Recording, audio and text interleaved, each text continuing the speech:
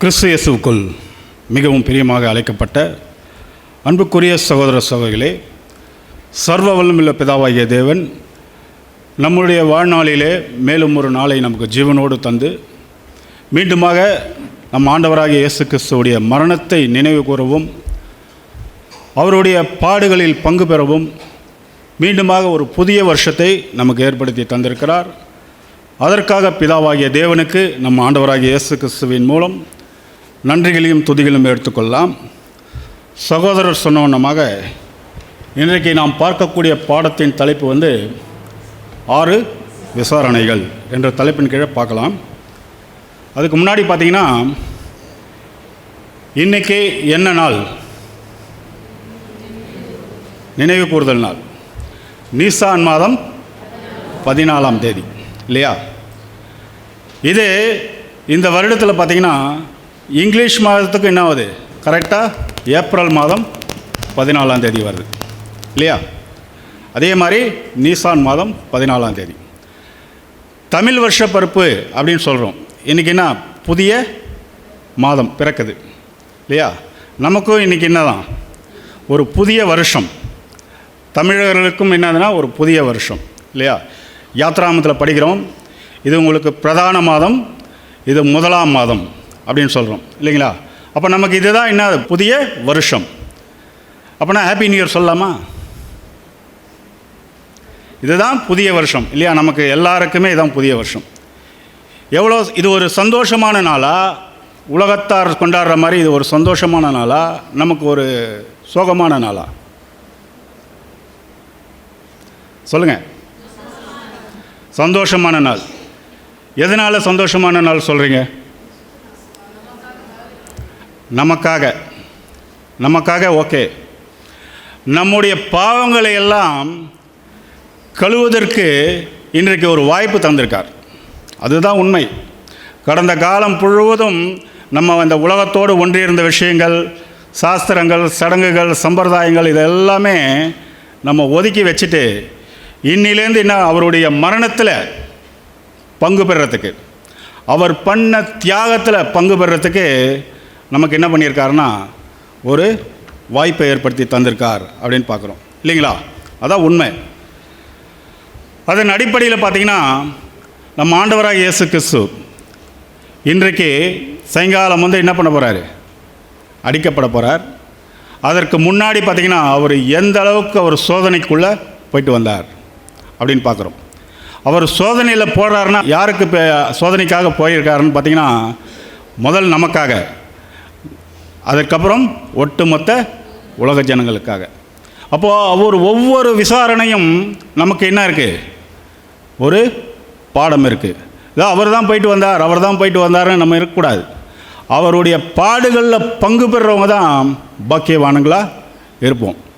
இல்லைன்னா நம்ம ஏதோ வந்தோம், ஒரு பந்தியை அனுசரிச்சுட்டு போனோம் என்ற மாதிரி தான் இருக்குமே தவிர இதில் எந்த ஒரு முன்னேற்றமும் இருக்காது இல்லையா? அந்த 6 விசாரணையில் அவர் எந்தெந்த ஒரு வகையில் போயிட்டு வந்தார் அப்படின்னு பார்க்குறோம். கெத்செமனே தோட்டத்துக்கு அப்புறம் அவருக்கு ஏற்பட்ட அனுபவங்களை குறித்து தான் இந்த பாடத்தில் நம்ம என்ன பண்ண போகிறோம்? பார்க்க போகிறோம் அப்படின்னு பார்க்குறோம். இது எப்போ ஆரம்பிக்குதுன்னு பார்த்திங்கன்னா, நீசான் மாதம் 14ஆம் தேதி இல்லையா? நம்ம ஆண்டவராக இயேசு கிறிஸ்துக்கு 2 விதமான விசாரணைகள் நடைபெறுது. ஒன்று மத சம்பந்தப்பட்ட விசாரணை, மற்றொன்று பார்த்திங்கன்னா பொது விசாரணை நடக்குது.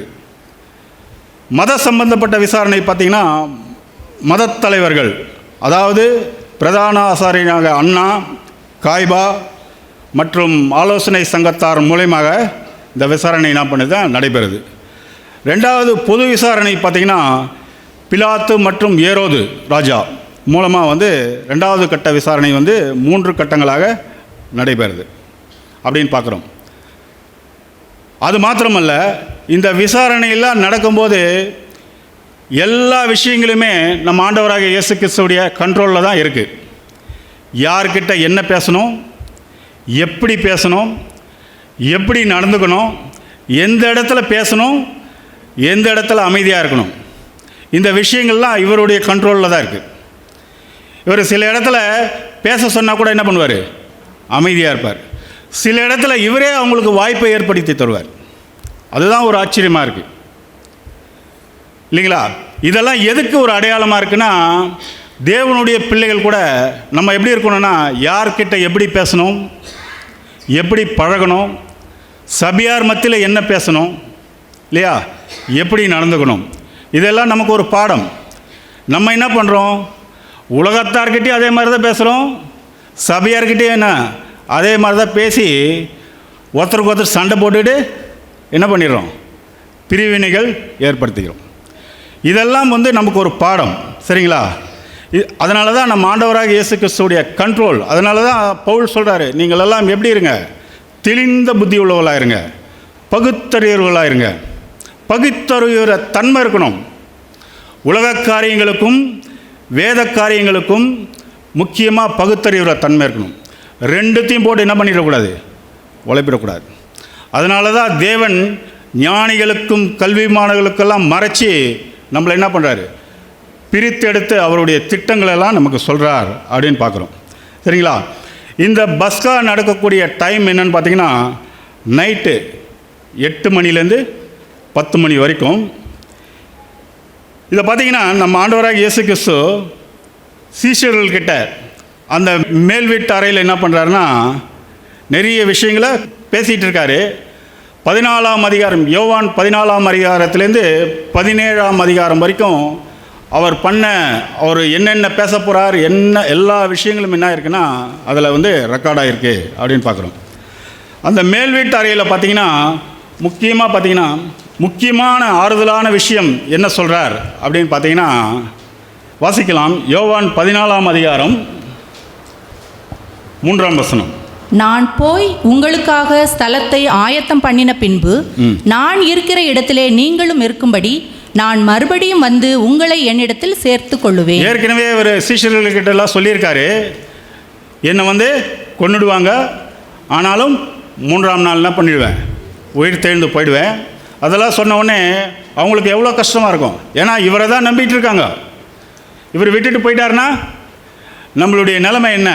அதனால் அவங்களுக்கு ஒரு ஆறுதலான விஷயம் சொல்கிறாரு, நீங்கள் கவலைப்படாதீங்க, நான் போயிட்டு உங்களுக்கு ஒரு இடத்த ரெடி பண்ணிவிட்டு உங்களை கூட்டிகிட்டு போகிறேன் அப்படின்னு ஒரு ஆறுதலான விஷயம்லாம் பேசுகிறாரு. 15ஆம் அதிகாரம் முதல் 17ஆம் அதிகாரம் வரைக்கும் பார்த்திங்கன்னா, அந்த கெத்செமனே தோட்டத்துக்கு போகிற வழியிலேயே பேசிட்டு போகிறாரு. அங்கே என்ன பேசிட்டு போகிறாருன்னா, இந்த திராட்சை செடியை குறித்து ஊமையெல்லாம் பேசிட்டு போகிறாரு. அப்புறம் தேவனிடத்தில் ஜெபம் பண்ணுற விஷயமெல்லாம் அவங்கக்கிட்ட சொல்லிட்டு போகிறார் அப்படின்னு பார்க்குறோம். கிட்டக்கிட்ட பார்த்திங்கன்னா அந்த மேல் வீட்டு அறைக்கும் கெத்செமனே தோட்டத்துக்கும் பார்த்திங்கன்னா 1/2 an hour பிரயாணம் பண்ணக்கூடிய ஒரு டிஸ்டன்ஸ். அந்த டைமில் தான் இதெல்லாம் பேசிட்டு போகிறாரு. பேசிட்டு போகும்போது இந்த வசனத்தோட வாசிக்கலாம். யோவான் 18:1. இயேசு இவைகளை சொன்ன பின்பு தம்முடைய சீஷருடனே கூட கெதரோன் என்னும் ஆற்றுக்கு அப்புறம் போனார். அங்கே ஒரு தோட்டம் இருந்தது, அதிலே அவரும் அவருடைய சீஷரும் பிரவேசித்தார்கள். பார்த்தீங்களா, இந்த தோட்டத்துக்குள்ளே என்ன ஆகுறாங்கன்னா எல்லாருமே என்ட்ராகிறாங்க. என்ட்ராகும்போது இவரை பிடிக்கிற டைம் என்னன்னு பார்த்தீங்கன்னா, என்ன டைமில் பிடிச்சாங்க அவரை?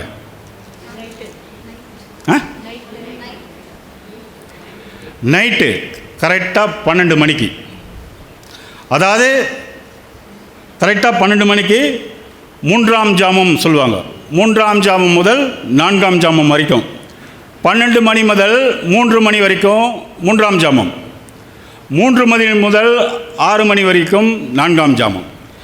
இந்த 12 மணி முதல் 6 மணி வரைக்கும் இவர் என்ன பண்ணுறாங்க, பிடிச்சு இந்த பிலாத்துக்கிட்டையும் ஏரோதுக்கிட்டையும் ஆலோசனை சங்கத்தார்கிட்டையும் மாற்றி என்ன பண்ணுறாங்கன்னா நைட் டைமில் அலைய விடுறாங்க. யாரை? ஒரு விசாரணை கைது மாதிரி பிடிச்சு பயங்கரமாக அலைய விடுறாங்க. பிடிக்கிற டைமே 12 மணி. நம்ம ஒரு 10:30 மணிக்கு ஒரு சப்ஜெக்ட் ஏதாவது பேச வரணும்னா வருவோமா? போங்க பிரதர், தூக்கம் வருது, நாளைக்கு பார்த்துக்கலாம். நைட்டு 12 மணிலேருந்து ஒரு திருடனை மாதிரி எவ்வளோ கஷ்டம் இல்லைங்களா? காலையில் 6 மணி வரைக்கும் அலைக்கழிக்கிறாங்க. அவரும் என்ன பண்ணுறாருன்னா சந்தோஷமாக போகிறார். யாருக்காக? நமக்காக. இல்லையா? அதனால தான் இந்த புது வருஷத்தில் நம்ம என்ன பண்ணுறோன்னா, ஒரு சந்தோஷமான நாள். நம்மளுடைய பாவங்களை எல்லாம் மறுபடியும் கழுவி நம்மளை சுத்திகரிக்கிறதுக்காக தான் இந்த ஒரு புது வருஷத்தை நமக்கு தந்திருக்கார் அப்படின்னு பார்க்குறோம். இந்த 2 ஜாமத்திலையும் அவரை போட்டு என்ன பண்ணுறாங்கன்னா அலைக்கழிக்கிறாங்க அப்படின்னு பார்க்குறோம். ஃபஸ்ட்டு என்ன நடக்குன்னா, முதல் விசாரணை நடைபெறுது. இது நைட்டு 12:30 மணிக்கு நடைபெறுது. இதை பற்றி வசனங்கள் வாசிக்கலாம். யோவான் 18ஆம் அதிகாரம் 12ஆம் வசனம் மற்றும் 13ஆம் வசனம். அப்பொழுது போர் சேவகரும் 1000 போர் சேவகருக்கு தலைவனும் யூதருடைய ஊழியக்காரரும் இயேசுவை பிடித்து அவரை கட்டி, பார்த்தீங்களா, அவரை பிடிச்சு என்ன பண்ணிட்டாங்க, ஒரு திருடனை பிடிக்கிற மாதிரி பந்தங்களெல்லாம் தடிகளெல்லாம் தூக்கிட்டு வராங்க. யார் இவர்? யார்? உலகத்திலேயே பரிசுத்தவான். அவ்வளோ பரிசுத்தவானை எப்படி பிடிக்கிறாங்க? பந்தங்கள் இதெல்லாம் தடிகளெல்லாம் கூட்டிகிட்டு பிடிக்கிறாங்க. அடுத்த வசனம் வாசிக்கலாம். முதலாவது அவரை அண்ணா என்பவனிடத்தில் கொண்டு போனார்கள். அவன் அந்த வருஷத்து பிரதான ஆசாரியனாகிய காய்பாவுக்கு மாமனாயிருந்தான். பார்த்தீங்களா, முதலாவது அண்ணா என்பவனிடத்தில் கொண்டு போனார்கள். அவன் அந்த வருஷத்திலே பிரதான ஆசாரியனாக காய்பாய்க்கு மாமனாயிருந்தான். இதை கூட லூக்கா 3ஆம் அதிகாரம் 2ஆம் வசனத்தில் வாசிக்கலாம். லூக்கா 3ஆம் அதிகாரம் 2ஆம் வசனம். அண்ணாவும் காய்பாவும் பிரதான ஆசாரியராயும் இருந்த காலத்தில். பார்த்தீங்களா, அவங்க ரெண்டு பேருமே ரிலேஷனாக இருக்காங்க. அந்த காலத்தில் தான் இவர் என்னவா இருக்காருன்னா, அண்ணா எப்படி இருக்காருன்னா அவருக்கு மாமனாக இருந்தார், காய்பாவுக்கு மாமனாக இருந்தார் அப்படின்னு சொல்லப்பட்டிருக்கு. அப்போது காய்பா தான் அந்த வருஷத்துக்கு பிரதான ஆசாரியனாக இருக்கார். ஆனால் அண்ணா வயசுலேயும் சரி எல்லாத்துலேயும் மூத்தவராக இருக்கார், மோஸ்ட் சீனியராக இருக்கார். அதனால் என்ன பண்ணுறாரு, காய்பா என்ன பண்ணுறாருன்னா, இந்த விசாரணை என்ன பண்ணுறாருன்னா அண்ணாவிடத்துக்கு அனுப்பிச்சி வைக்கிறார் அப்படின்னு பார்க்குறோம். இந்த காய்பா கூட என்ன பண்ணியிருக்காருன்னா ஒரு தீர்க்க தரிசனம் சொல்லியிருக்கார். என்ன தீர்க்க தரிசனம் சொல்லியிருக்காருன்னா, யோவான் 18ஆம் அதிகாரம் 14ஆம் வசனம் வாசிங்க. ஜனங்களுக்காக ஒரே மனுஷன் சாகிறது நலமாய் இருக்கும் என்று யூதருக்கு ஆலோசனை சொன்னவன் இந்த காய்பாவே. பார்த்தீங்களா, இவர் ஆல்ரெடி தீர்க்க தரிசனம் சொல்லிட்டாரு. ஜனங்களுக்காக ஒரு மனுஷன் சாவது நல்லது தானே அப்படின்னு சொல்லியிருக்காரு. சில நேரங்களில் பார்த்தீங்களா, தேவன் தகுதி இல்லாதவங்களை வச்சு கூட என்ன பண்ணுவார், அவருடைய திட்டத்தை நிறைவேற்றுவார் இல்லையா? அவருடைய திட்டத்தை நிறைவேற்றத்துக்கு தகுதி இல்லாத மனுஷரை கூட என்ன பண்ணுவார், வச்சு பயன்படுத்துவார். இப்போ நமக்கெல்லாம் தகுதி இருக்கா சொல்லுங்க? எதுவுமே சொல்ல முடியல. பார்த்தீங்களா, தேவன் நம்மளையும் பயன்படுத்துகிறார். ஆனால் உண்மையாகவே அவர் மாம்சத்தை புசித்து அவருடைய இரத்தத்தை பானம் பண்ணி அந்த தியாகமான வாழ்க்கை வாழ்ந்தோம்னா நாம் தகுதியுள்ள பிள்ளைகளாக இருப்போம். இல்லைன்னா நம்மளே யூஸ் பண்ணிட்டு என்ன பண்ணுவார், வெற்றுவார். இது யார் கையில் இருக்குது? நம்ம கையில் தான் இருக்குது.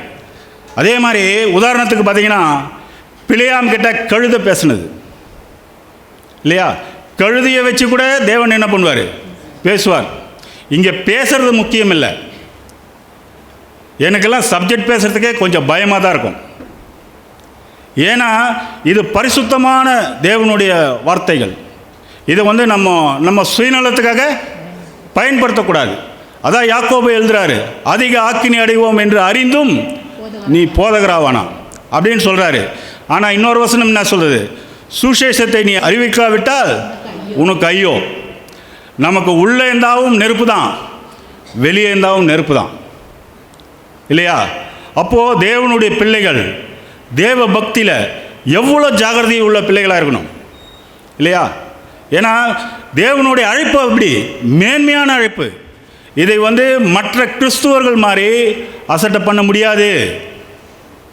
அதுதான் ரொம்ப முக்கியமான விஷயம். அதனால தான் தகுதி இல்லாத ஜனத்தை கூட வச்சு அவருடைய திட்டத்தை என்ன பண்ணுவார், அது பாடி போயிட்டே இருக்கும். பறந்து போகிற புத்தக சுருள் நம்ம பாடம் கேட்டிருக்கோம் இல்லையா, அது பாட்டி போயிட்டுருக்கோம். நம்ம தான் அது கூட ஓடணும்.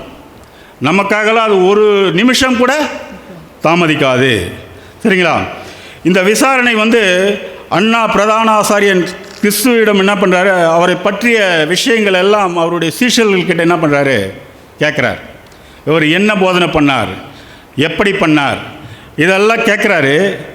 ஆனால் இயேசு கிறிஸ்து இவருடைய நம்பகத்தன்மை, குள்ளநரித்தனத்தெல்லாம் புரிஞ்சுட்டு அதுக்கேற்ற மாதிரி என்ன பண்ணுறாரு, பதில் சொல்கிறார். ஏன்னா இவரே அந்த விசாரணைக்கு என்ன பண்ணுறாருன்னா ஏற்படுத்தி தரார். ஏன்னா இன்றைக்கி சாயங்காலத்துக்குள்ளே அவர் என்ன பண்ணணும், மறிக்கணும். அதுதான் தேவனுடைய திட்டம். அந்த டைம் என்ன பண்ணுறாருன்னா பார்த்துட்டே இருக்கார். நம்ம மறிக்கணும் யாருக்காகனா ஒட்டுமொத்த உலக ஜனங்களுக்காக. எவ்வளோ ஒரு சந்தோஷமான விஷயம். நம்ம ஒரு சகோதரனுக்காக ஒரு சின்ன விஷயத்தை கூட செய்கிறதுக்கு என்ன பண்ணுவோம், தயங்கிடுவோம். இல்லை பேதர், அப்படி பேதர், எப்படி பேதர்னு அந்த மேட்ரியை என்ன பண்ணுவோம், கழட்டி விட்டுருவோம். ஆனால் இயேசு கிறிஸ்து தான் பின்னாடி பிறக்கக்கூடிய பிள்ளைகளுக்காக எப்படி மனமுந்து செய்கிறார் பாருங்க. இது கூட வாசிக்கலாம். யோவான் 18:19 பிரதான ஆசாரியன் இயேசுவின் இடத்தில் அவருடைய சீஷரை குறித்தும் போதகத்தை குறித்தும் விசாரித்தான். அடுத்த வசனம் 20 இயேசு அவனுக்கு பிரதியுத்தரமாக, நான் வெளியரங்கமாய் உலகத்துடனே பேசினேன். ஜெப ஆலயங்களிலேயும் யூதர்கள் எல்லாரும் கூடி வருகிற தேவாலயத்திலேயும் எப்பொழுதும் உபதேசித்தேன். அந்தரங்கத்திலே நான் ஒன்றும் செய்யவில்லை. நீர் என்னிடத்தில் விசாரிக்க வேண்டியதென்ன? நான் சொன்னவைகளை கேட்டவர்களிடத்தில் விசாரியும். நான் பேசினவைகளை அவர்கள் அறிந்திருக்கிறார்களே என்றார். என்ன சொல்றாரு தெரியுமா இயேசு கிறிஸ்து? நான் எதுவும் மறைமுகமாக பேசலை. அவர் பேசினது என்னங்க, எல்லாமே சத்தியம். நம்ம கூட சில இடத்துல போய் யார்கிட்டையாவது சத்தியம் பேசிகிட்டு இருப்போம். அப்போது வேறு யாராவது நம்ம சொந்தக்காரோ யாராவது வந்தால் என்ன பண்ணுவோம், சத்தியம் பேசுறதை நிப்பாட்டிட்டு நீங்கள் எப்படி இருக்கீங்க, அவங்க எப்படி இருக்காங்க, உலக காரியங்கள் எல்லாம் என்ன பண்ணுவோம், பேச ஆரம்பிச்சிடுவோம் இல்லையா? அவர் பேசுனது எல்லாமே சத்தியம். நான் பேசுனது எல்லாமே வெளிரங்கமாக பேசியிருக்கேன், ஓப்பனாக பேசியிருக்கேன். நீயே அவனை கேட்டு தெரிஞ்சுக்கோ.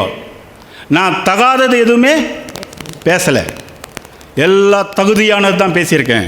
அப்படி என்னும்போது இவங்க குள்ளநரித்தனத்தெல்லாம் அவர் தெரிஞ்சு இவரே அவங்கள என்ன பண்ணுறாரு, அந்த வாய்ப்பை ஏற்படுத்தி தரார் அப்படின்னு பார்க்குறோம். அதுலேயே 18:22 வாசிங்க. இப்படி அவர் சொன்ன பொழுது சமீபத்தில் நின்ற சேவகரில் ஒருவன் பிரதான ஆசாரியனுக்கு இப்படியா உத்தரவு சொல்லுகிறது என்று இயேசுவை ஒரு அறை அறைந்தான். பார்த்தீங்களா, இந்த வசனம் வாசிக்கும் போது கண்ணில் தண்ணியாக வரும். பிரதான ஆசாரியனுக்கு இப்படியா உத்தரவு சொல்கிறதுன்ட்டு உடனே என்ன பண்ணுவார், இதே அவர் சீஷர்கள் அவர் கூட இருக்கும்போதே ஒருத்தன் வந்து அவனை பிடிக்க வரும்போது பேதுரு என்ன பண்ணார், காதையே வெட்டிட்டார். ஆனால் இன்னைக்கு அவர் பிடிச்சவனே ஒருத்தருமே இல்லை, எல்லாரும் என்ன பண்ணாங்க, விட்டுட்டு ஓடிட்டாங்க. இன்றைக்கி அப்படி தான் நம்ம சகோதரர்களுக்குள்ளே ஒரு பிரச்சனை வந்தால் என்ன பண்ணுறாங்க, ஓடுறதுல தான் இருக்காங்க. யாருமே தேவனுடைய திட்டத்துக்காகவும் அவருடைய சத்தியத்துக்காகவும் நிலை நிற்கிறது கிடையாது. அவங்கவுங்க சுயநலத்தை தான் அதிகமாக பார்க்குறாங்க அப்படின்னு பார்க்குறோம். கன்னத்தில் அரைகிறாரு, கன்னத்தில் அரைஞ்சவனே அவருக்கு எப்படி இருக்கும் இல்லையா? உண்மையாகவே பிரதான ஆசாரியன் யார், நம்ம ஆண்டவராகிய இயேசு கிறிஸ்து தான். வாசிக்கலாம் 23 வசனம். இயேசு அவனை நோக்கி, நான் தகாத விதமாய் பேசினதுண்டானால் தகாததை ஒப்புவி. நான் தகுதியாய் பேசினேன் ஆகில் என்னை ஏன் நான் ஏதாவது தவறா சொல்லியிருந்தா, என்ன தவறு சொன்னேன் அது எனக்கு சொல்லு. சொல்ல முடியல, இவர் மேலே ஒரு குற்றத்தையும் கண்டுபிடிக்க முடியல. நான் என்ன தவறு சொன்னேன் அது சொல்லு.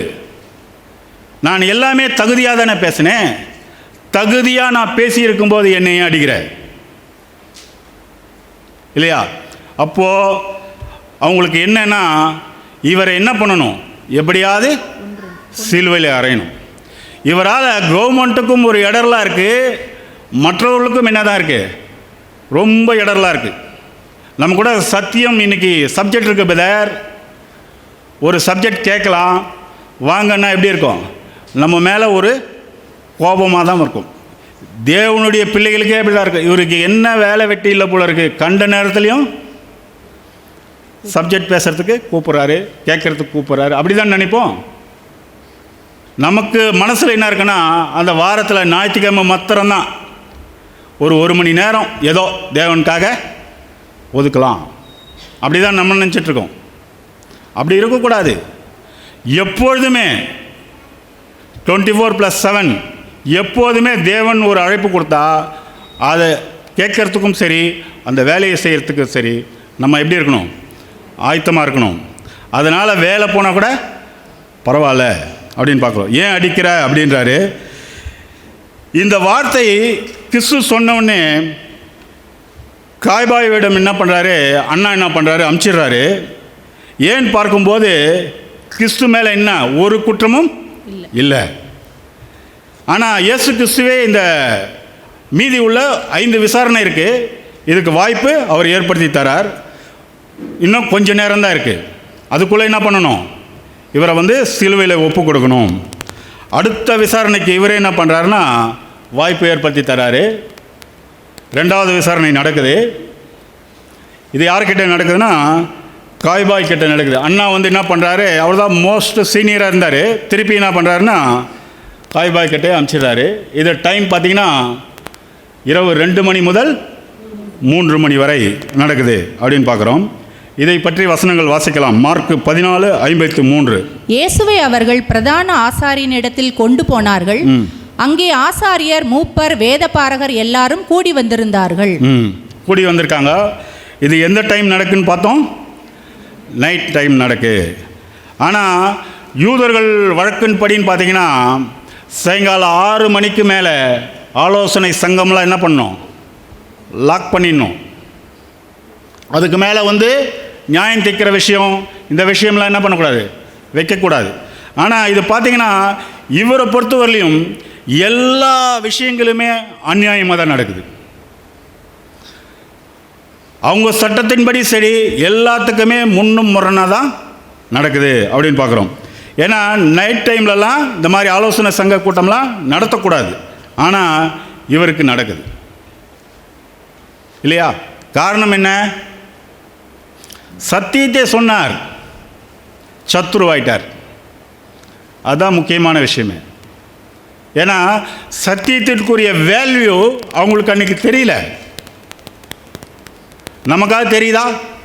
ஒரு நைட்டு ஒரு 2:30 மணிக்கு பிரதர்ஸ் வாங்கன்னா எத்தனை பேர் வருவோம்? காலையில் பார்த்துக்கலாம் அப்படின்டுவோம் இல்லைங்களா? இப்போது எல்லாமே அநியாயமாக நடக்குது. இயேசு கிறிஸ்துக்கிட்ட விசாரணை செய்கிறாங்க. கிறிஸ்து என்ன பண்ணுறாரு? சத்தியத்துக்காக சாட்சி கொடுக்குறார். அந்த சாட்சியை வச்சே என்ன பண்ணுறாங்க? அந்த சாட்சியில் ஏதாவது குற்றம் இருக்கா அப்படின்னு கண்டுபிடிக்கிறாங்க. இந்த வசனம் கூட வாசிக்கலாம். மார்க் 14:60. அப்பொழுது பிரதான ஆசாரியன் எழுந்து நடுவே நின்று இயேசுவை நோக்கி, இவர்கள் உனக்கு விரோதமாய் சொல்லுகிறதை குறித்து நீ ஒன்றும் சொல்லுகிறதில்லையா என்று கேட்டான். பார்த்தீங்களா? இவங்க இவ்வளோ சொல்கிறாங்களே, நீ ஒன்றுமே சொல்லாமல் அமைதியாக இருக்கியே. அடுத்த வசனம். அவரோ ஒரு உத்தரவும் சொல்லாமல் பேசாதிருந்தார். மறுபடியும் பிரதான ஆசாரியன் அவரை நோக்கி, நீ ஸ்தோத்தரிக்கப்பட்ட தேவனுடைய குமாரனாகிய கிறிஸ்து தானா என்று கேட்டார். பார்த்தீங்களா? தூண்டி விடுறாங்க. இவரும் என்ன பண்ணுறாரு? அடுத்த விசாரணைக்கு கூட்டிகிட்டு போகிறாரு. இவர் தான் 6 விசாரணைக்கு என்ன பண்ணுறாரு? அவங்கள கூட்டிகிட்டு போகிறாரு. அவங்களுக்கு என்ன கண்டுபிடிக்கிறதுன்னு தெரியல. அந்த மாதிரி ஒரு சூழ்நிலை இருக்குது. அடுத்த வசனம் வாசிங்க. 62. அதற்கு இயேசு, நான் அவர்தான். மனுஷகுமாரன் சர்வ வல்லவரின் வலது பார்சத்தில் வீற்றிருப்பதையும் வானத்தின் மேகங்கள் மேல் வருவதையும் நீங்கள் காண்பீர்கள் என்றார். இது சொன்ன உடனே இவர் ஒரு கைதியாக நிற்கிறாரு. காய்பாக்கு எப்படி இருக்கும்? மனுஷகுமாரன் சர்வ வல்லவருடைய வலது பாஸ்டில் வீற்றிருப்பார். மேகங்கள் மேல் நீ வருவதை நீ காண்பேன்னொடனே இவரே நம்மக்கிட்ட கைதியாக இருக்கார். அவருக்கு எப்படி தோணும்? சொல்லி பாருங்க. பயங்கரமாக என்ன பண்ணுறாரு? உடனே என்ன பண்ணுறாரு? சட்டையெல்லாம் என்ன பண்ணுறாருன்னா வாசிங்க. பிரதான ஆசாரியன் இதை கேட்டவுடனே தன் வஸ்திரங்களை கிழித்து கொண்டு, இனி சாட்சிகள் நமக்கு வேண்டியது என்ன? சாட்சிகள் வேண்டியது என்ன? தேவ தூஷணத்தை கேட்டீர்களே, உங்களுக்கு என்னமாய் தோன்றுகிறது என்றான். அதற்கு அவர்கள் எல்லாரும், இவன் மரணத்துக்கு பாத்திரனாய் இருக்கிறான் என்று தீர்மானம் பண்ணினார்கள். வேற ஒன்றும் இல்லை, இவர் மரணத்துக்கு பாத்திரனா இருக்காரு. அதனால தான் என்ன பண்ணுறாரு? இப்படியெல்லாம் சொல்கிறார். எப்படி இருக்கும் பாருங்கள். அந்த சூழ்நிலை நம்ம நின்று இருந்தோம்னா அந்த இடத்துல எப்படி இருக்கும் இல்லையா? இப்போது இரண்டாம் கட்ட விசாரணை வந்து முடியுது. இந்த இரண்டாம் கட்ட விசாரணையில் இவர் என்ன சொல்கிறாருன்னா, நான் தேவனுடைய வலது பாசத்தில் வீற்றிருப்பேன் அப்படின்றாரு. இதை வச்சு என்ன பண்ணுறாங்கன்னா அவரை வந்து குற்றம் கண்டுபிடிக்க பார்க்குறாங்க. இதன் மத்தியில் பார்த்திங்கன்னா இன்னொரு இடத்துல வெளியே என்ன பிரச்சனை நடக்குது அப்படின்னு பார்த்திங்கன்னா, அவருடைய அன்பான சீஷன் பேதுரு என்ன பண்ணுறாரு? மறுதலிக்கிறார். எப்படி இருக்கும்? இங்கே இவரை வந்து பிடிச்சிட்ருக்காங்க, பிடிச்சு மாற்றி மாற்றி விசாரணை நடத்துகிறாங்க, ஒரு அடியும் வச்சிட்டாங்க. அங்கே வந்து என்ன பண்ணுறாரு? இவர் யாருன்னே தெரியாது, இவருக்கு எனக்கும் சம்பந்தமே இல்லை அப்படின்ட்டு மறுதலிக்கிறாரு இல்லையா? அந்த மாதிரி ஏன் அந்த மாதிரி விஷயம் பேதுருவை பற்றி மறுதலிக்கிற விஷயத்தை வந்து பைபிளில் ரெக்கார்ட் பண்ணியிருக்காங்க அப்படின்னு பார்த்தீங்கன்னா, இதுவும் தேவனுடைய பிள்ளைகளுக்கு ஒரு பாடம். நம்ம கூட அநேக நேரத்தில் சகோதரர்கள் என்ன பண்ணுறோம்? மறுதலிக்கிறோம். ஒரு பிரச்சனை வந்தால் என்ன பண்ணுறோம்? மறுதலிக்கிறோமா இல்லையா? டைரெக்டாக இல்லை, ஏதோ ஒன்று அவர் செய்ய சொன்னதை செய்யாமல் போனால் கூட அது மறுதலிக்கிற மாதிரி தான். உன்னை போல் பிறனை நேசி அப்படின்னு சொல்கிறார். நேசிக்க முடியுதா? முடியல. காரணம் என்ன? நமக்குள்ள உள்ள சுயநலம். அதனால தான் இயேசு கிறிஸ்து சொன்னார், ஒருவன் என்னை பின்பற்ற வர விரும்பினால் முதல்ல என்ன பண்ணுங்க? சுயநலத்தை வெறுங்க. அது என்னைக்கு நாம் வெறுக்கிறோமோ அன்னைக்கு தான் அந்த இடுக்கமான வாசல் வழியாக ஃபஸ்ட்டு உள்ள என்ட்ரா வரும்.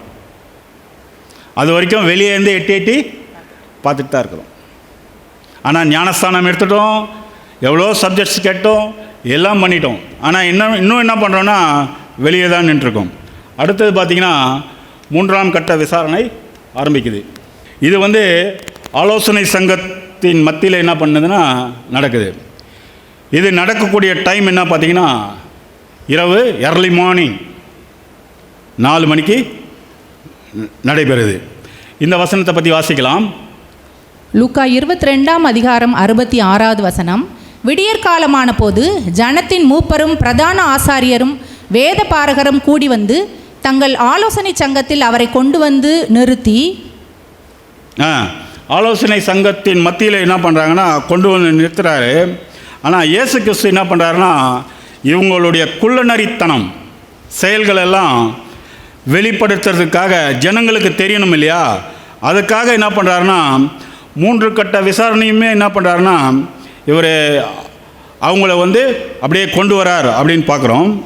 அதுக்கு அடுத்தது பார்த்திங்கன்னா லூக்கா 22ஆம் அதிகாரம் 67ஆம் வசனம் 68ஆம் வசனம் வாசிங்க. நீ கிறிஸ்துவா? அதை எங்களுக்கு சொல் என்றார்கள். அதற்கு அவர், நான் உங்களுக்கு சொன்னாலும் நம்ப மாட்டீர்கள். நான் சொன்னாலும் நம்ப மாட்டீங்க, நான் நம்பினாலும் என்னை விட மாட்டீங்க. நான் உங்களிடத்தில் வினாவினாலும் எனக்கு மாறுத்திரம் சொல்ல மாட்டீர்கள், என்னை விடுதலை பண்ணவும் மாட்டீர்கள். பார்த்தீங்களா? சொன்னால் கூட விட மாட்டீங்க. நான் கிறிஸ்து தான் சொன்னேன், என்ன விடவா போகிறீங்க? ஏன்னா உங்களுடைய நோக்கமே என்ன? சிலுவையில் அறையணும் அப்படியா? அதனால தான் இந்த சூழ்நிலைக்கு தகுந்த மாதிரி அவர் நேரத்தை வந்து வேஸ்ட் பண்ணவே இல்லை. அவர் வந்து அடுத்த கட்டத்துக்கு போகணுன்றதுலையே எந்த இடத்துல பேசணும், எந்த இடத்துல பேசக்கூடாது, பேச வேண்டிய இடத்துல என்ன பண்ணுறாரு? பேசிடுறாரு. பேசக்கூடாத இடத்துல இவருக்கு ஃபேவராக செய்யும்போது என்ன பண்ணுறாருன்னா அமைதியாக இருக்கார். இவருக்கு எதிர்த்து பேசும்போது இவரே என்ன பண்ணுறாரு? அவங்கள பேச விட்றாரு, இவரும் பேசுகிறார். அப்போ தான் அவங்களுக்கு கோபம் வரும், அடுத்த கட்ட விசாரணைக்கு கொண்டு போக முடியும் அப்படின்னு பார்க்குறோம். எந்த டைமையும் அவர் என்ன பண்ணலாம்? வேஸ்ட் பண்ணல அப்படின்னு பார்க்குறோம். அடுத்தது பார்த்திங்கன்னா 4வது விசாரணை நடக்குது. இது எங்கே பார்த்தீங்கன்னா பிலாத்துக்கிட்ட நடக்குது, அரசியல் ரீதியாக நடக்குது அப்படின்னு பார்க்குறோம். மார்க் 15:1. பொழுது விடிந்தவுடனே பிரதான ஆசாரியரும் மூப்பரும் வேத பாரகரும் ஆலோசனை சங்கத்தார் அனைவரும் கூடி ஆலோசனை பண்ணி இயேசுவை கட்டி கொண்டு போய் பிலாத்துவின் இடத்தில் ஒப்பு கொடுத்தார்கள். பிலாத்தின் இடத்துல என்ன பண்ணுறாங்கன்னா மறுபடியும் கொண்டு போய் ஒப்பு கொடுக்குறாங்க அப்படின்னு பார்க்குறோம். அதிலே 15:2. பிலாத்து அவரை நோக்கி, நீ யூதருடைய ராஜாவா என்று கேட்டான். அதற்கு அவர், நீர் சொல்லுகிறபடிதான் என்றார். பிலாத்துக்கு ரொம்ப பயமாகி போச்சு. எப்போ இவரை பார்த்தாலும் நீ யூதனுடைய ராஜாவா ராஜாவா ராஜாவான்னு 6 முறை கேட்குறார். ஏன் இத்தனை முறை அவரை கேட்கணும்? அவர் ஒய்ஃப் என்ன பண்ணியிருக்காங்கன்னா ஆல்ரெடி சொல்லி வச்சுருக்காங்க, இந்த நீதிமானை ஒன்றும் பண்ணிடாத, இவர் மித்தமாக நான் கனவுல என்ன பண்ணேன், படாத பாடுபட்டேன் அப்படின்னும்போது இந்த பிலாத்துக்கு இவர் எப்படியாவது என்ன பண்ணலாம், ரிலீஸ் பண்ணுறதுலையே இருக்கார். ஆனால் ஜனங்க விட மாட்டேங்கிறார். ஜனங்க ஆலோசனை சங்கத்தார், அந்த பரிசேயர் சதிசேயர்லாம் என்ன பண்ணுறாங்க, தூண்டி விட்டுட்டே இருக்காங்க. அப்போது இவர் என்னதான் ராஜாவாக இருந்தாலும் ஜனங்க இவ்வளோ பேர் சூழ்ந்திருக்கும்போது என்ன பண்ண முடியும்? ஒன்றும் பண்ண முடியாது. இவர் என்னதான் பவர் வச்சிருந்தாலும் அந்த இடத்துல அவரால் ஒன்றுமே பண்ண முடியல அப்படின்னு பார்க்குறோம். யோவான் 18:28 வாசிங்க. அவர்கள் காய்பாவினிடத்திலிருந்து இயேசுவை தேசாதிபதியின் அரண்மனைக்கு கொண்டு போனார்கள். அப்பொழுது விடியற்காலம் ஆயிருந்தது. தீட்டுப்படாமல் பஸ்காவை புசிக்கத்தக்கதாக அவர்கள் தேசாதிபதியின் அரண்மனைக்குள் பிரவேசியாதிருந்தார்கள். அடுத்த வசனம். ஆதலால் பிலாத்து அவர்களிடத்தில் வெளியே வந்து, இந்த மனுஷன் மேல் என்ன குற்றம் சாட்டுகிறீர்கள் என்றான். கூட்டு வந்தது இவர்கிட்ட, இவர் தான் தீர்ப்பு சொல்லணும். ஆனால் இவர் என்ன பண்ணுறாரு, அவங்கக்கிட்டேயே கேட்குறாரு, என்ன குற்றம் இவர் மேலே சாட்டுறீங்க? அதற்கு அவர்கள் அவனுக்கு பிரதியுத்தரமாக, இவன் குற்றவாளியா இராவிட்டால் இவனை உம்மிடத்தில் ஒப்பு கொடுக்க மாட்டோம் என்றார்கள். ஜனங்க என்ன சொல்கிறாங்க, குற்றவாளியாக இருக்கிறதால தான் நம்ம உங்ககிட்ட கொண்டு வந்தோம், நீ வந்து என்கிட்ட கேட்குற, நீ தான் குற்றத்தை கண்டுபிடிச்சி என்ன பண்ணணும், தீர்ப்பு கொடுக்கணும். எப்படி இருக்குது பாருங்க. பிலாத்து கழட்டி விடுறதுலேயே இருக்கார். எப்படியாவது இவருடைய ரத்தப்பழி நமக்கு வந்துடக்கூடாது. ஏன்னா பிரச்சனை வீட்டிலேருந்து வேற ப்ரெஷர். வீட்டம்மா சொல்லிட்டா என்ன பண்ணோம், எப்பேற்பட்ட ராஜாவாக இருந்தாலும் சரண்டர் தான், இல்லைன்னா வீட்டுக்கு ஒழுங்காக வர முடியாது இல்லையா? அடுத்த வசனம். அப்பொழுது பிலாத்து அவர்களை நோக்கி, இவனை நீங்களே கொண்டு போய் உங்கள் நியாயப்பிரமாணத்தின்படி நியாயம் தீருங்கள் என்றான். அதற்கு யூதர்கள், ஒருவனையும் மரண ஆக்கினை செய்ய எங்களுக்கு அதிகாரம் இல்லை என்றார்கள். பார்த்தீங்களா, ஒருத்தருக்குமே எங்களுக்கு யாருக்குமே அதிகாரம் இல்லை, அதிகாரம் எல்லாம் உங்கள்கிட்ட தான் இருக்கு. சூழ்நிலை பாருங்க, பிலாத்துக்கு எப்படி வருது, அவரால் ஒன்றுமே பண்ண முடியாத சூழ்நிலை. அடுத்த வசனம் 32. தாம் இன்னவிதமான மரணமாய் மரணிக்க போகிறார் என்பதை குறித்து இயேசு குறிப்பாய் சொல்லியிருந்த வார்த்தை நிறைவேறத்தக்கதாக இப்படி சொன்னார்கள். பார்த்தீங்களா, ஏற்கனவே தீர்க்க தரிசனம் வந்து அவர் கொன்று 3ஆம் நாளில் உயிர்த்தெழுக்கப்படணும் என்ற ஒரு விஷயம் இருக்கு. அதனால் அந்த தீர்க்க தரிசனம் நிறைவேறத்தக்கதாக அந்த இடத்துல அப்படி நடக்குன்னு பார்க்குறோம். 33ஆம் வசனம். அப்பொழுது பிலாத்து மறுபடியும் அரண்மனைக்குள் பிரவேசித்து இயேசுவை அழைத்து, நீ யூதருடைய ராஜாவா என்று கேட்டான். பார்த்தீங்களா, மறுபடியும் என்ன பண்ணுறாரு, நீ யூதனுடைய ராஜாவா, ராஜா தான் சொன்னால் என்ன பண்ண போகிறாரு, அவர்னா விடவா போகிறாரு. ஆனால் இவருக்கு பயம். அடுத்த வசனம் 18:34. இயேசு அவனுக்கு பிரதியுத்தரமாக, நீரா இப்படி சொல்லுகிறீரோ அல்லது மற்றவர்கள் என்னை குறித்து இப்படி உமக்கு சொன்னார்களோ என்றார். மற்றவங்க சொன்னதால நீ இப்படி சொல்றியா, இல்லை நீயே இப்படி சொல்றியா அப்படின்னு கேட்குறாரு. 35ஆம் வசனம். பிலாத்து பிரதியுத்தரமாக, நான் யூதனா, உன் ஜனங்களும் பிரதான ஆசாரியரும் உன்னை என்னிடத்தில் ஒப்பு கொடுத்தார்கள், நீ என்ன செய்தாய் என்றான். என்ன செய்தாய் என்று கேட்கிறாரு. இயேசு அதுக்கு பிரதியுத்தரமாக, என் ராஜ்யம் இவ்வுலகத்திற்கு உரியதல்ல, என் ராஜ்யம் இவ்வுலகத்திற்கு உரியதானால் நான் யூதரிடத்தில் ஒப்பு கொடுக்கப்படாதபடிக்கு என் ஊழியக்காரர் போராடி இருப்பார்களே, இப்படி இருக்க என் ராஜ்யம் இவ்விடத்திற்கு உரியது அல்ல என்றார். யாருமே இல்லை, இருந்த ஒருத்தர் 2 பேரும் விட்டு போட்டு ஓடி போயிட்டாங்க.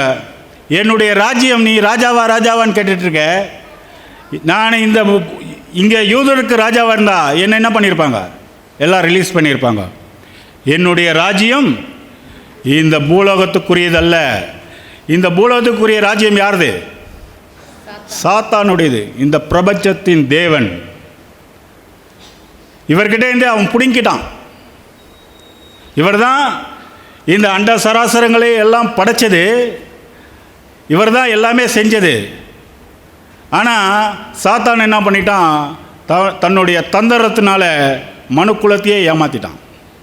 ஏமாற்றிட்டு ஒரு இடத்துல நீங்கள் வந்து என்னை வந்து சாஷ்டாந்தகமாக பணிந்து கொண்டா இந்த ராஜ்யத்தையே உனக்கு தரேன். யாருடைய ராஜ்யத்தை யார் கொடுக்கறது? எப்படி எந்த அளவுக்கு அவர் என்ன பண்ணுறாரு, விட்டு கொடுத்து பிடிக்கிறார் பாருங்க இல்லையா? என்றைக்குமே விட்டு கொடுத்தவங்க கெட்டு போனதில்லைன்னு உலகத்தாரே சொல்லுவான். இதுக்கெல்லாம் இது ஒரு உதாரணம். நம்ம ஆண்டவராகிய இயேசு கிறிஸ்து எந்த அளவுக்கு, ஏன்னா இதெல்லாம் வந்து அவருடைய பிள்ளைகள் எல்லாம் செய்வாங்கன்னு அவருக்கு தெரியும். அடுத்த வசனம் வாசிக்கலாம், 37. அப்பொழுது பிலாத்து அவரை நோக்கி, அப்படியானால் நீ ராஜாவோ என்றான். இயேசு பிரதியுத்தரமாக, நீர் சொல்லுகிறபடி நான் ராஜாதான். சத்தியத்தை குறித்து சாட்சி கொடுக்க நான் பிறந்தேன். இதற்காகவே இந்த உலகத்தில் வந்தேன். சத்தியவான் எவனும் என் சத்தம் கேட்கிறான் என்றார்.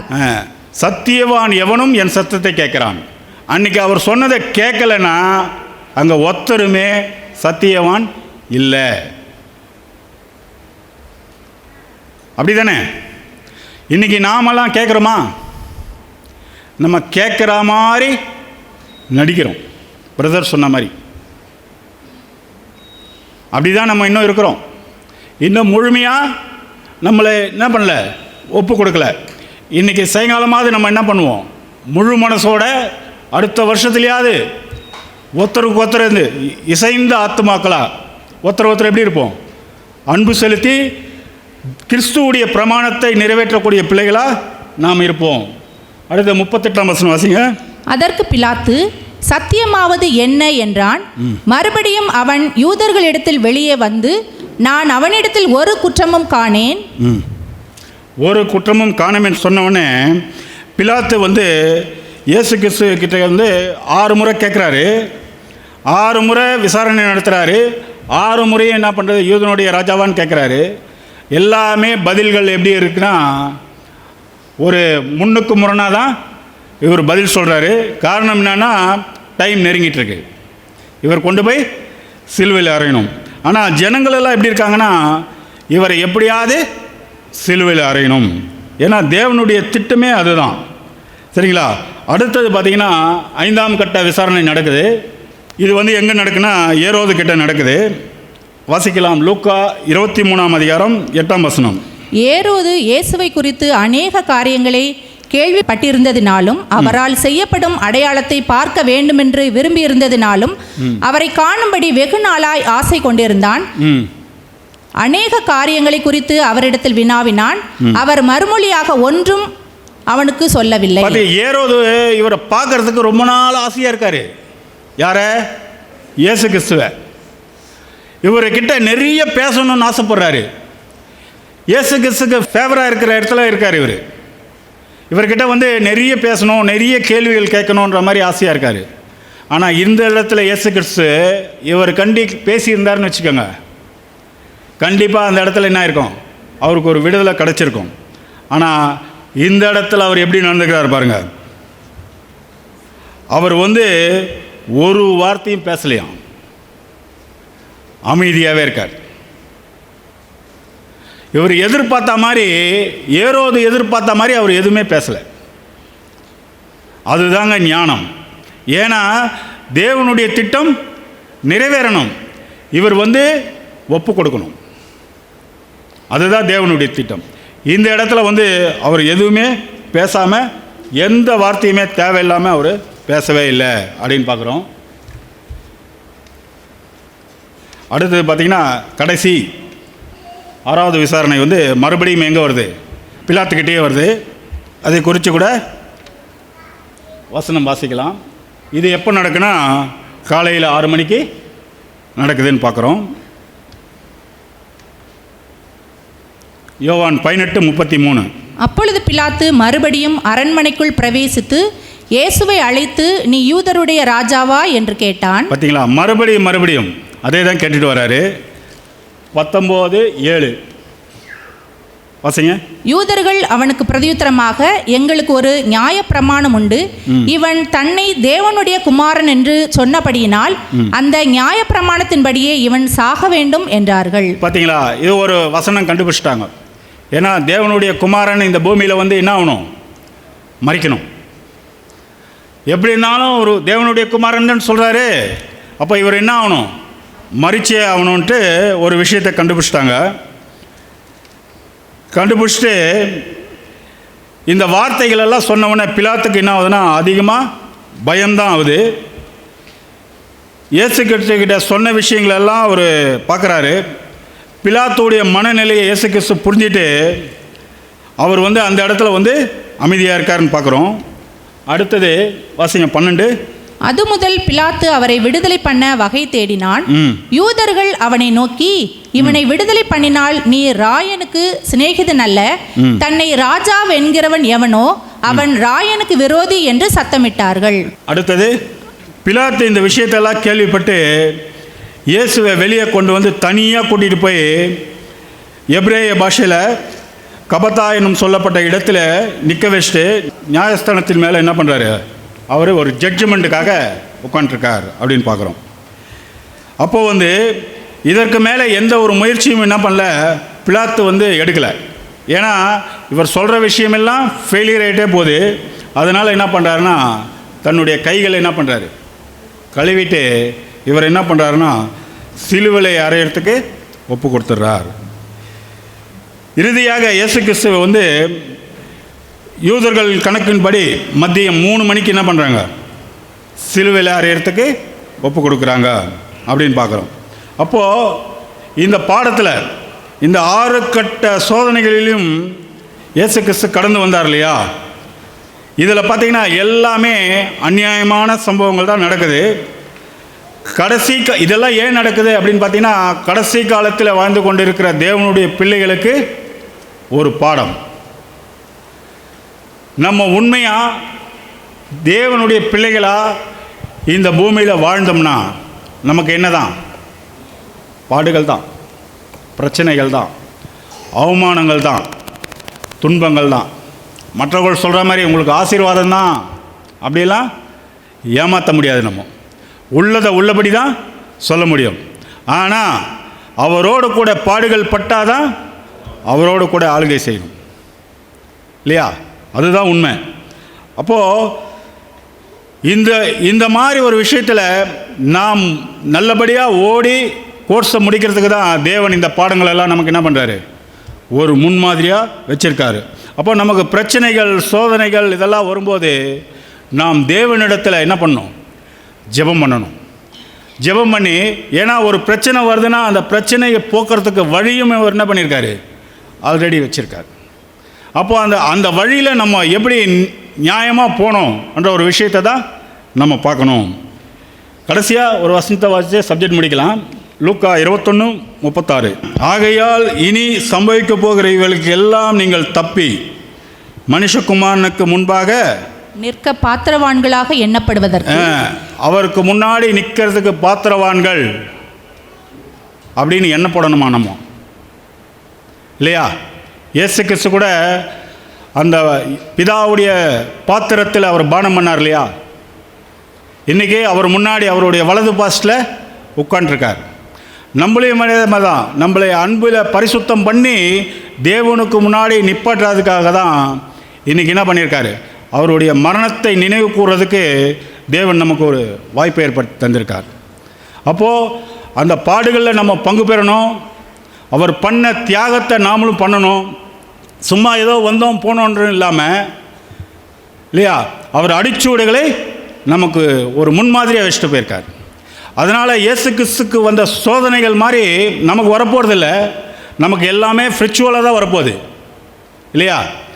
அதுக்காக நம்ம என்ன பண்ணோம்னா இசைஞ்சு போகணும். தேவனுடைய திட்டத்தை நம்மக்கிட்ட தான் கொடுத்துருக்காரு.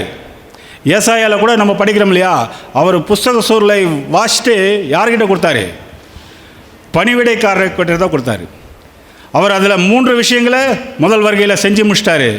மீதி உள்ள 3 விஷயங்கள் யார் செய்யணும், நம்ம தான் செய்யணும். அதனால தான் பணிவிடைக்காரன்கிட்ட அந்த புத்தக சூழலை கொடுத்துருக்காரு. புத்தக சூழல்ன்றது பைபிள் தான். இதில் உள்ள விஷயங்களை ஒட்டுமொத்த உலக ஜனங்களுக்கு நம்மளை முன்மாதிரியாக காட்ட போகிறார். அப்படி காட்டும்போது நம்ம எப்படி இருக்கணும், அன்பிலே பரிசுத்தம் உள்ளவர்களாக இருக்கணும். அப்படி அன்பிலே பரிசுத்தம் உள்ளவர்களாக இருக்கணும்னா நம்ம அந்த அப்பத்தையும் திராட்சை ரசத்தையும் என்ன பண்ணணும், உண்மையாக நினச்சி அவர் பட்ட பாடுகள், அவர் பண்ண தியாகத்திலையும் நம்ம பங்கு பெறணும். சும்மா ஏதோ சபை கூடுதல் வந்துட்டு போகிறதுல பிரயோஜனம் இல்லை.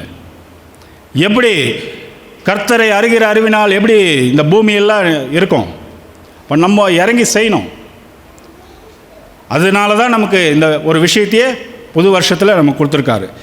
இந்த காரியங்களெல்லாம் தேவன் தாமே ஆசீர்வதிப்பாராக. பொறுமையோடு கேட்டவங்களை அனைவரும் தேவன் ஆசீர்வதிப்பாராக. ஆமீன்.